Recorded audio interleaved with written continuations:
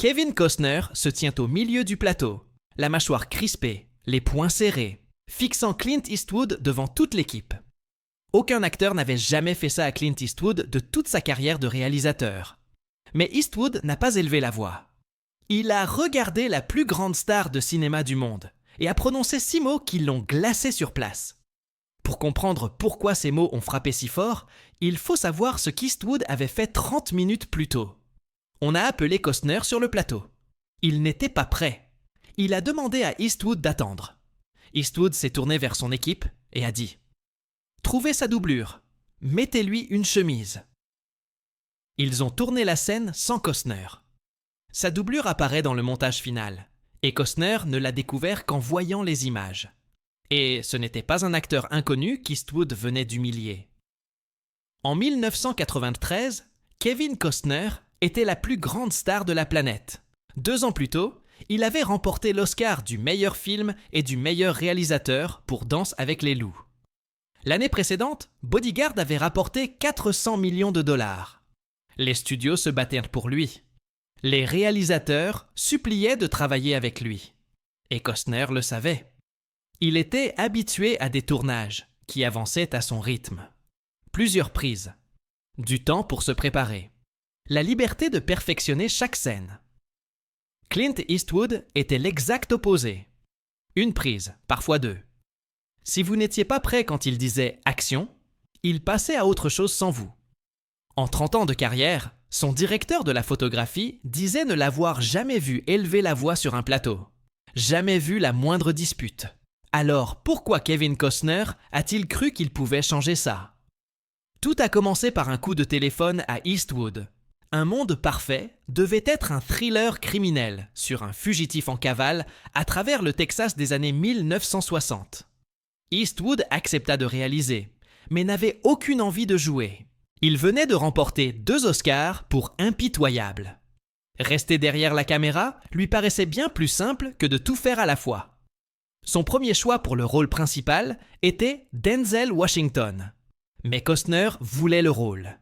Et plus encore, il voulait Eastwood à l'écran avec lui. 2 noms sur l'affiche, 2 légendes partageant l'écran. Costner fit alors quelque chose d'audacieux.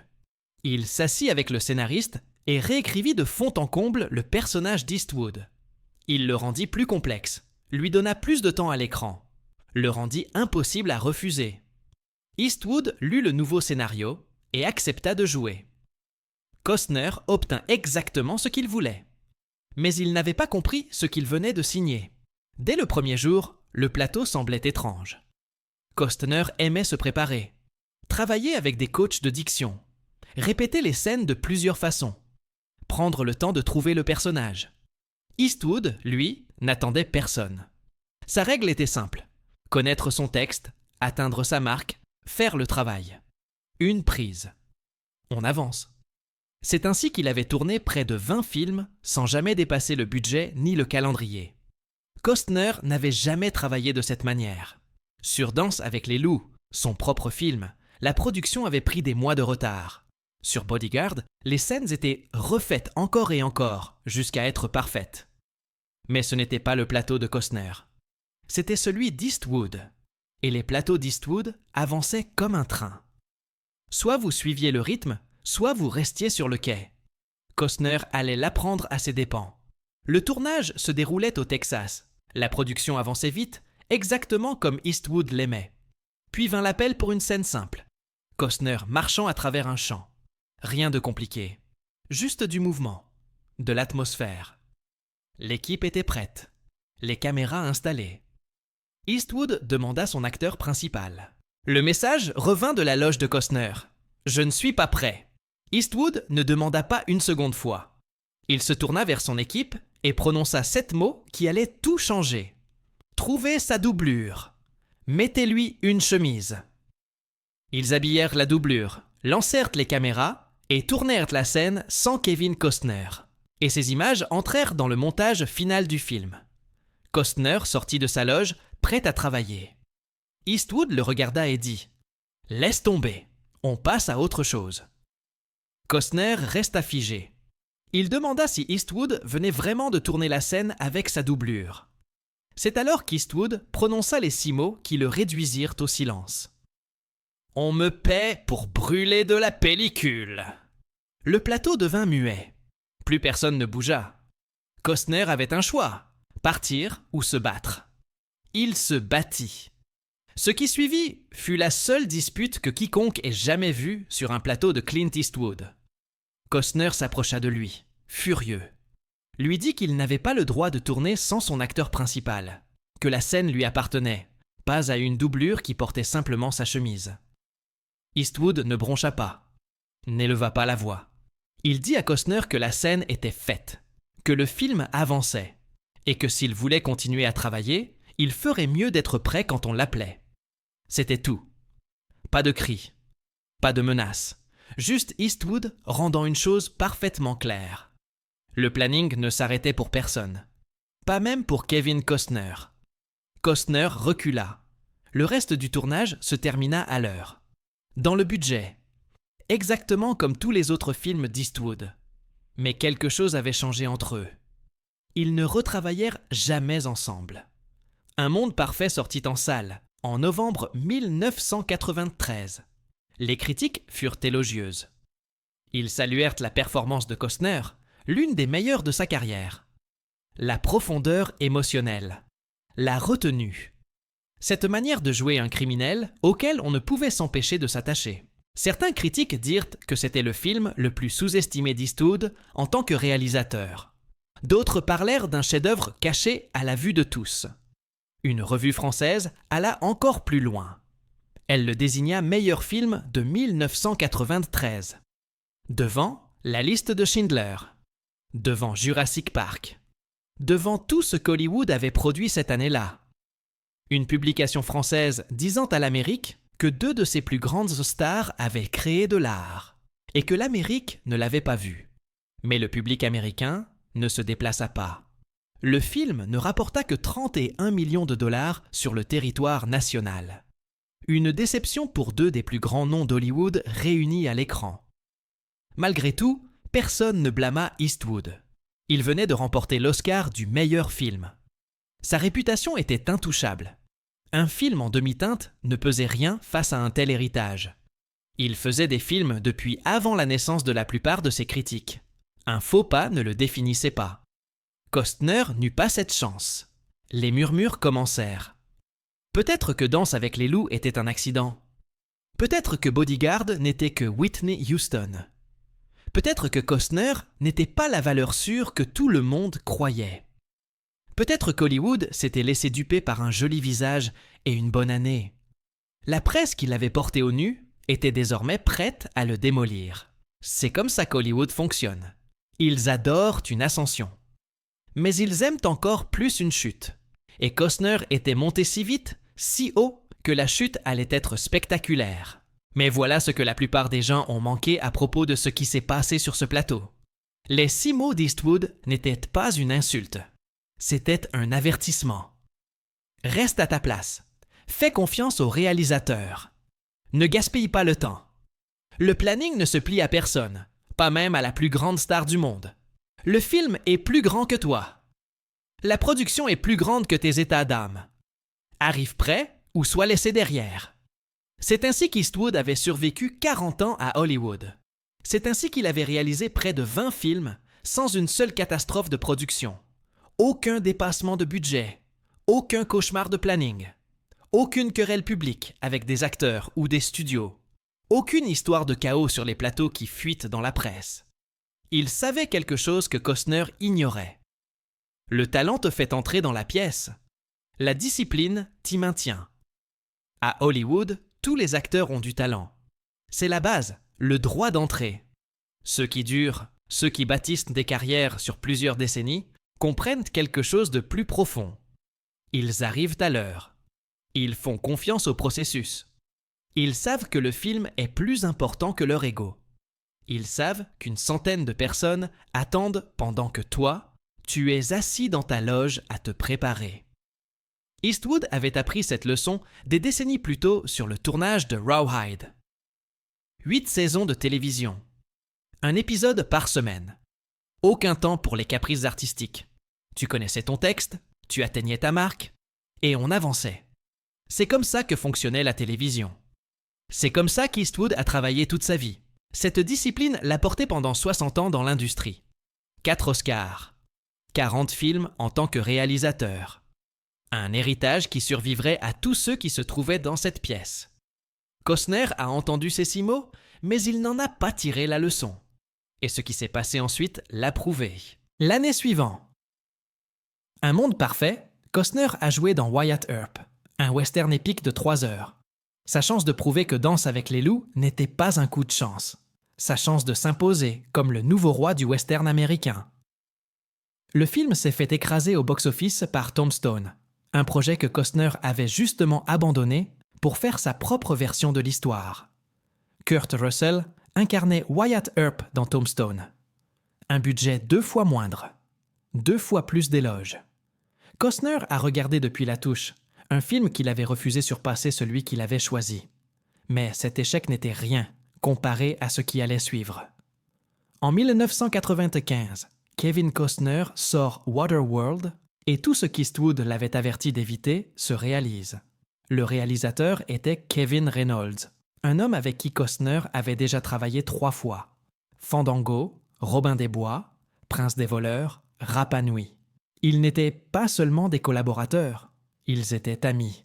Ils avaient enchaîné les succès, se faisaient confiance, partageaient une complicité forgée par des années de travail côte à côte.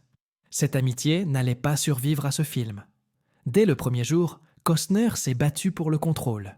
Il voulait son mot à dire sur l'histoire, sur l'arc de son personnage, sur chaque décision créative que Reynolds essayait de prendre. Être la star ne lui suffisait pas. Il voulait être la voix dans chaque pièce, le dernier mot sur chaque choix. Reynolds l'a qualifié de réalisateur de banquette arrière. Les conflits se sont aggravés. Costner poussait. Reynolds résistait. Chaque jour apportait une nouvelle dispute, une nouvelle bataille sur la manière de tourner une scène, de dire une réplique, de faire avancer l'histoire. Le plateau est devenu une zone de guerre, mais pas celle qu'il filmait. Et puis, il y avait l'eau. Steven Spielberg, l'homme qui avait failli perdre sa carrière en tournant les dents de la mer en pleine mer, a personnellement averti Costner de ne pas tourner sur l'océan. Il lui a dit que c'était un cauchemar assuré. Il lui a parlé des requins mécaniques qui ne fonctionnaient pas, de la météo incontrôlable, du mal de mer qui transformait les acteurs en zombies. Spielberg l'avait vécu, à peine survécu. Il lui a dit d'apprendre de ses erreurs. Costner l'a ignoré. Ils ont tourné dans l'océan Pacifique, au large d'Hawaï, à des kilomètres des côtes. Aucun contrôle sur les éléments. Aucun plan B quand les choses tournaient au mal. Et elles ont tourné mal immédiatement. Des ouragans ont frappé. Un décor gigantesque, l'atoll flottant qui avait coûté des millions à construire, a coulé au fond de l'océan. Il a fallu tout reconstruire depuis zéro. Des semaines de travail. Des millions de dollars disparus en une seule tempête. Des acteurs ont failli se noyer. Jeanne Tripplehorn et une actrice enfant ont été projetées d'un bateau quand un équipement a cédé. Une équipe de plongeurs a dû les sauver. Costner a lui-même failli mourir.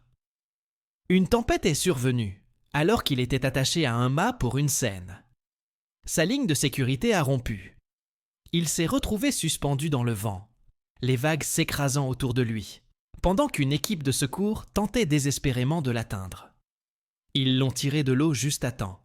Le tournage devait durer 96 jours. Il en a pris 157.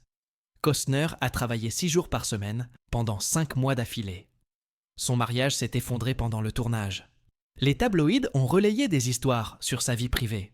Le plateau est devenu un cirque, et pas celui que l'on a envie de voir. Le budget a commencé à 100 millions de dollars, puis 135, puis 175. Le film le plus cher jamais réalisé à l'époque. La presse lui a donné des surnoms. Fishtar, Kevin's Gate, des références aux plus grands désastres de l'histoire d'Hollywood. Le film était déjà une blague avant même sa sortie. Et puis Reynolds a quitté le navire. 3 mois avant la sortie, il a abandonné le film. Il a dit qu'il ne pouvait plus travailler avec Costner, qu'il ne pouvait plus se battre pour chaque décision. qu'il ne pouvait plus regarder le film qu'il avait imaginé devenir quelque chose d'autre. Une amitié qui avait survécu à 3 films n'a pas survécu à celui-ci. Alors Costner a pris les commandes. Il a terminé le montage lui-même. A renvoyé le compositeur parce que la musique était trop sombre pour sa vision. A engagé un remplaçant à la dernière minute. A pris toutes les décisions contre lesquelles Reynolds s'était battu. Ils ont même fait venir Joss Whedon pour réécrire le scénario pendant la production. Whedon décrira plus tard l'expérience comme 7 semaines d'enfer. Il se qualifiera de sténographe le mieux payé du monde parce qu'il n'a fait que taper les idées de Costner. Pas sa propre vision, pas une collaboration créative, juste retranscrire ce que voulait la star.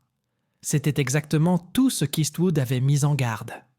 Les retards, l'ego, le refus de faire confiance aux gens autour de soi. La croyance qu'être une star signifiait que le monde devait t'attendre. La conviction que tu savais mieux que tous les autres dans la pièce. Eastwood faisait ses films à l'heure, dans le budget, en 1 ou 2 prises. Costner a fait Waterworld et a failli s'y détruire. Waterworld est sorti en juillet 1995. Les critiques ont été impitoyables. Elles ont parlé d'un film boursouflé, excessif, monument à l'ego d'un seul homme. Le box-office fut pire encore, du moins aux États-Unis. Le film a rapporté 88 millions de dollars sur le territoire américain pour un budget de 175 millions. Avant le marketing, avant la distribution, avant les millions dépensés pour convaincre le public d'aller voir un film qu'il avait déjà décidé de tourner en dérision. Les marchés internationaux l'ont sauvé d'une catastrophe totale. Le film a fini par rentrer dans ses frais, mais le mal était fait. Hollywood avait trouvé une nouvelle blague. Et cette blague s'appelait Kevin Costner. Il est devenu le visage de l'excès. Le symbole de ce qui arrive quand une star obtient trop de pouvoir. Les dirigeants de studio s'en sont servis comme d'un avertissement. Ne laissez pas ça devenir un autre Waterworld. Des réalisateurs racontaient des anecdotes sur son comportement. Des agents murmuraient à leurs clients ce qu'il ne fallait surtout pas faire. Mais Costner ne s'est pas arrêté. Il n'a pas ralenti. Il n'a pas appris. 2 ans plus tard, il a tourné The Postman. Un autre film épique. Un autre budget colossal. 80 millions de dollars cette fois. Une nouvelle vision post-apocalyptique de l'Amérique. Une nouvelle chance de prouver que tout le monde avait tort. Cette fois, il a réalisé le film lui-même. Personne à blâmer, sauf Kevin Costner. Le film a rapporté 17 millions de dollars. Il a remporté 5 Razzie Awards, dont pire film, pire réalisateur et pire acteur, tous pour Costner. Le même homme qui avait gagné 2 Oscars 7 ans plus tôt recevait désormais des trophées pour être le pire d'Hollywood. En seulement 4 ans, il est passé de la plus grande star d'Hollywood à un contre-exemple que les agents chuchotaient à leurs clients. Le type qui avait tout et qui avait tout gâché. Celui qui n'arrivait pas à s'écarter de son propre chemin. Celui qui a prouvé que le talent ne vaut rien si l'ego n'est pas maîtrisé. Les studios ont cessé d'appeler. Les réalisateurs ont cessé de demander.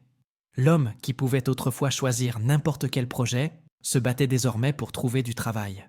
Le téléphone qui sonnait sans arrêt est devenu silencieux. Pendant ce temps, Clint Eastwood continuait de faire exactement ce qu'il avait toujours fait. Il n'a jamais commenté les échecs de Costner, jamais donné d'interview sur ce qui s'était passé sur le plateau, jamais dit « je te l'avais dit », jamais fanfaronné, jamais rappelé à qui que ce soit ces 6 mots. Il n'en avait pas besoin. Son travail parlait pour lui.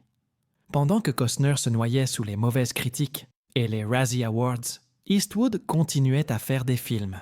Minuit dans le jardin du bien et du mal, True Crime, Space Cowboys. Tous n'étaient pas des chefs-d'œuvre, mais tous sortaient à l'heure, dans le budget. Pas de drame. Pas de gros titres sur le chaos des tournages. Puis, en 2004, il a réalisé Million Dollar Baby. L'histoire d'un entraîneur de boxe et d'une serveuse avec un rêve. Petit budget. Aucun effet spécial. Aucun reshoot. Aucun drame. Juste un scénario solide, de grands acteurs et un réalisateur qui savait exactement ce qu'il voulait. Le film a remporté l'Oscar du meilleur film et du meilleur réalisateur. Pour la 2e fois. Les mêmes récompenses que Costner avait gagnées 14 ans plus tôt, quand le monde pensait qu'il était le prochain Eastwood. Eastwood avait 74 ans.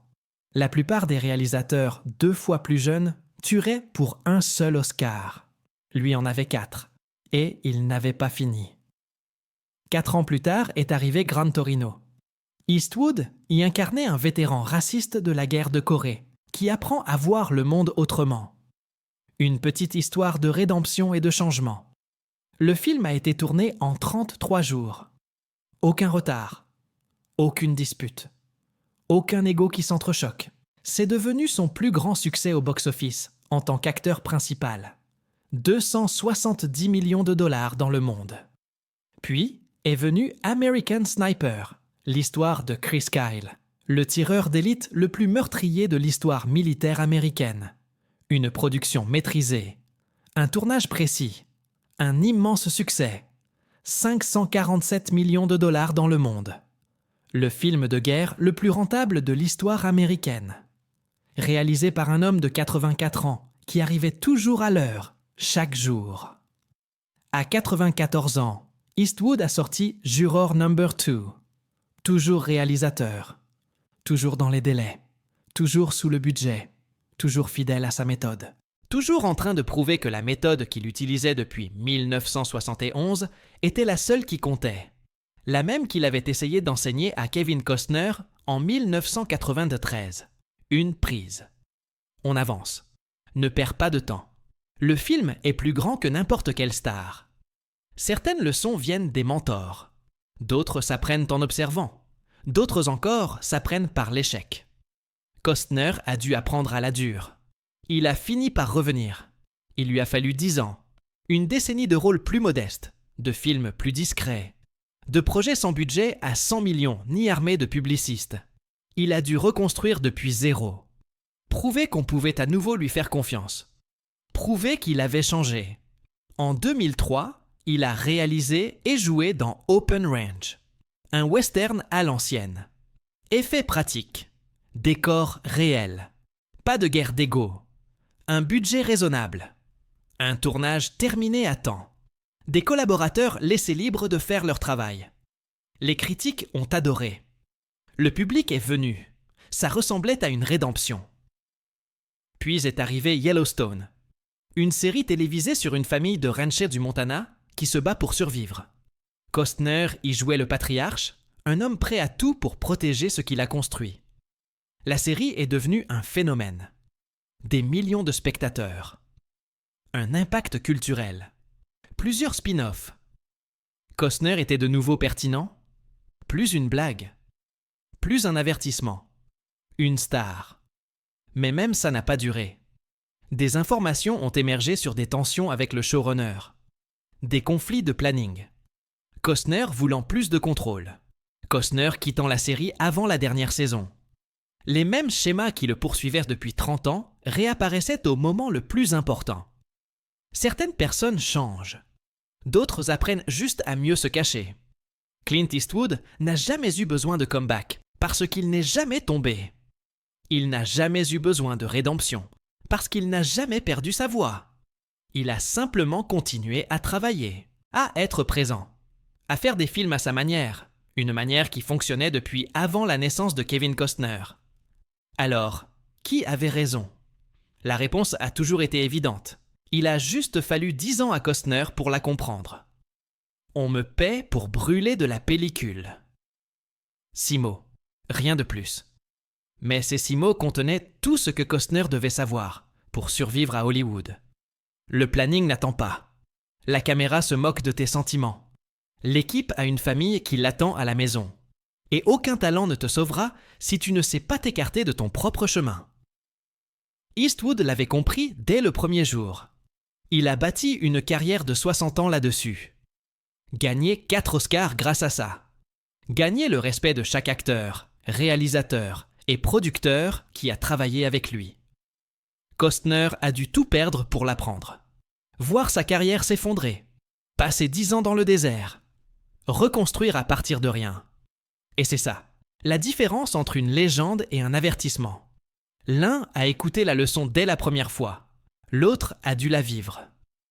Mais Kevin Costner n'était pas la seule star à avoir sous-estimé Clint Eastwood.